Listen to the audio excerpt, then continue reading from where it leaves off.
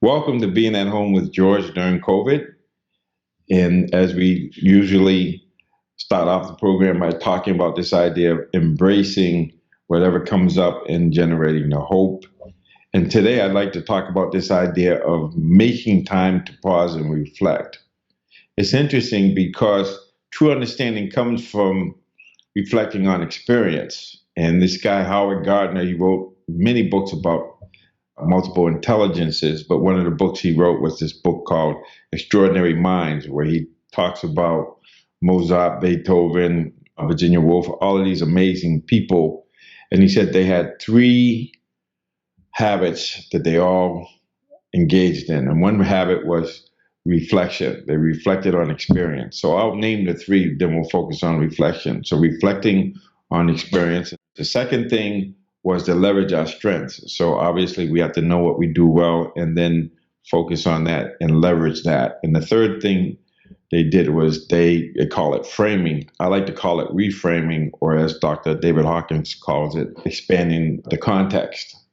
The idea of being able to look at things, to reflect on things in a way where you observe them in a way where it empowers you, it inspires you, it motivates you. So it energizes you to look at things. So the obvious thing that I like to talk about is this idea of you can see things as a roadblock, or you can reframe it or frame it as a stepping stone, as a way up to something.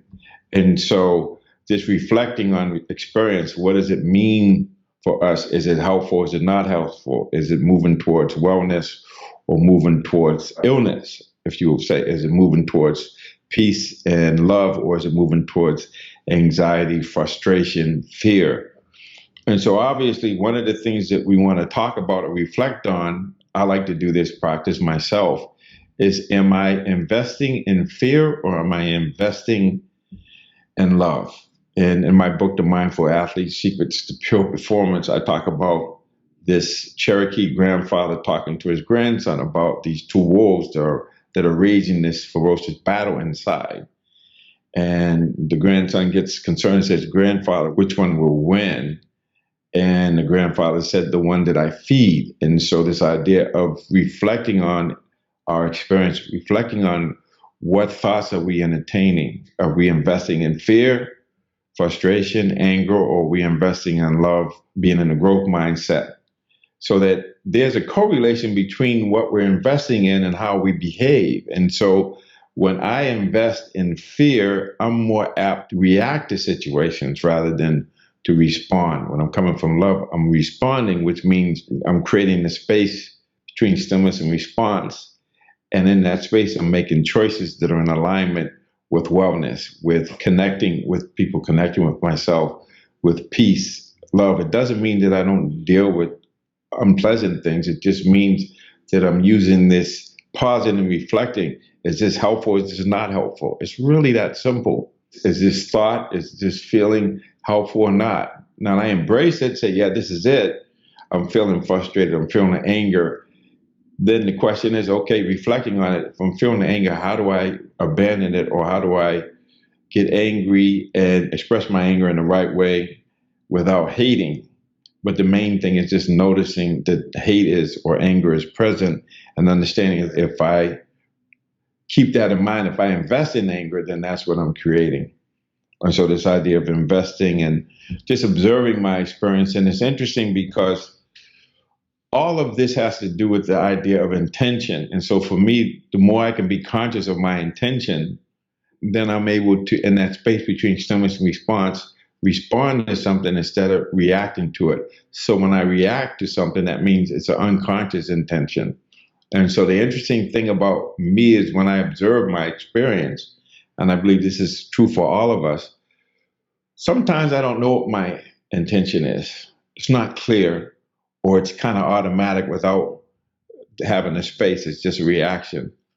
But the interesting thing is, I know that attention follows intention. And so if I'm paying attention to certain things, even though I don't know what my intention is consciously, if I follow my attention, then it will tell me something. So if I'm focusing on something, like whether I'm talking to someone and I'm focusing on what they're saying is wrong, or if I'm focusing on what I don't like, then that my intention is probably not a healthy one. It's probably more of anger, frustration, or wanting to criticize or wanting to make somebody wrong, versus if I see my intention is where I'm deeply listening, I'm not trying to answer the question or respond to what's being said until I can just have that open-heartedness, that open-mindedness of just letting it speak to me in its own language. Then I know my intention is of well-being, of connection, of wanting to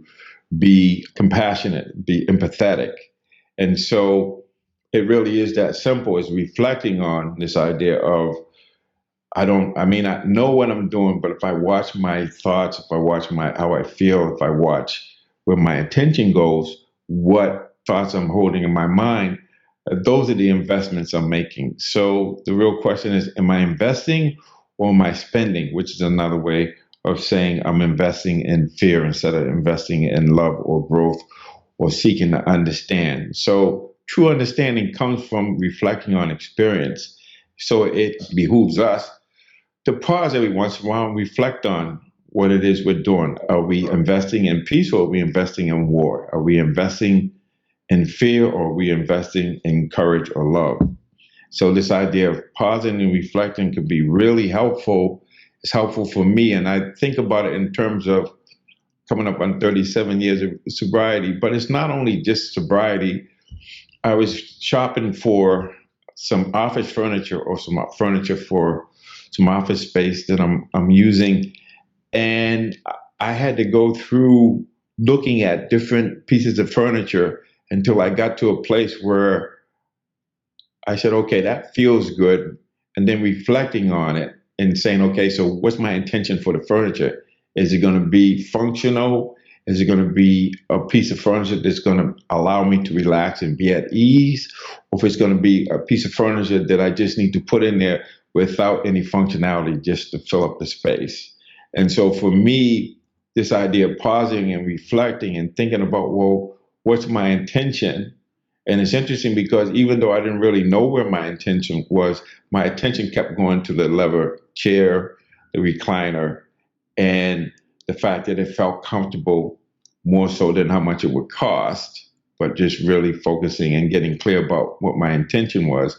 And once that happened, it's interesting, I was able to find one that was available and I was able to get it. So this idea of reflecting on experience and pausing, what is it that I want and how is it going to be helpful?